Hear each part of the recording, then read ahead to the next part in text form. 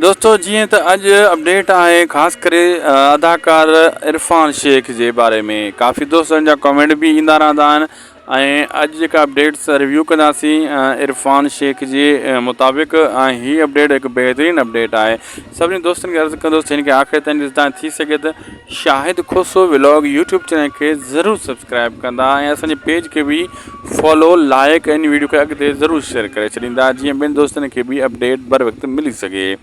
दोस्तों इरफान शेख हिकु बहितरीनु अदाकार आहे ऐं हुन पंहिंजो अदाकारी जे हिसाब सां नालो मञरायो आहे ऐं सिंधी ड्रामनि में फिल्मनि में काफ़ी कमु कयो आहे। ख़ासि करे तकरार ड्रामे में हुनजो नालो घणो मशहूरु थियो मीर जे नाले सां मीर जे नाले सां मशहूरु थियो इरफान शेख। उतां खां पोइ हिनखे घणी चाहत मिली ऐं काफ़ी दोस्तनि जा इहे कमेंट ईंदा रहंदा आहिनि त इरफान शेख उर्फ़ मीर जो को नओं ड्रामो काथे जाते मतिलबु हू पाण हीरो हुजे मेन हीरो हुजे कोई अहिड़ो ड्रामो अची रहियो आहे या न। दोस्तों फ़िलहालु त कोई अहिड़ो नालो ड्रामे जो लॉन्च नाहे थियो को ॿुधायो नाहे वियो जंहिंमें हू मेन हीरो हुजे। बाक़ी साइड हीरो में त कंहिं न कंहिं ड्रामे में हूंदो ई हूंदो आहे इरफान शेख। बाक़ी मेन हीरो जे मुताबिक़ तमामु जल्द नई ख़बर तव्हांखे ॾींदासीं।